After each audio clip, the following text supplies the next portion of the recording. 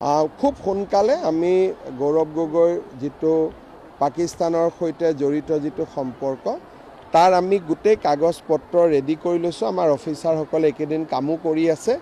খুব সোনকালে মই আপোনালোকৰ আগত এইখিনি দি দিম। এইটো আমি জুবিনৰ ঘটনাটোৰ কাৰণে ৰখি দিবলগীয়া হ'ল। গতিকে জানুৱাৰী মাহ পাৰ হৈ ফেব্ৰুৱাৰী নাপায়, জানুৱাৰীতে এইটো বিষয় আপোনালোকক আমি ক'ব পাৰিম। চাওক, মানুহৰ আটাইতকৈ ডাঙৰ কথা যে পাকিস্তান ভাৰতৰ এখন শত্ৰু ৰাষ্ট্ৰ, আমাৰো শত্ৰু ৰাষ্ট্ৰ।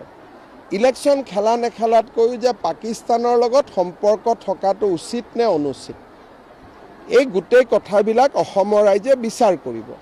আপোনালোকে চাওক, আজিৰ পৰা 4 মাহ আগতে গৌৰৱ গগৈয়ে স্বীকাৰ কৰিলে যে মোৰ 2টা ল'ৰা ব্ৰিটিছ।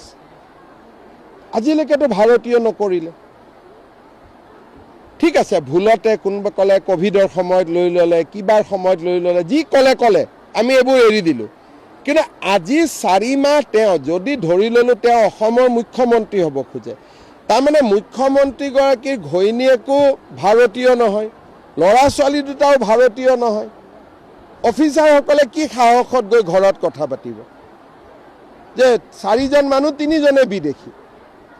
গতিকে এই কথাবিলাক অসমৰ মানুহে জানে, বুজে, শুনে, আৰু অসমৰ মানুহে এনেকুৱা মানুহক কেতিয়াও অসমৰ বৰঘৰত সোমাবলৈ অনুমতি নিদিয়ে।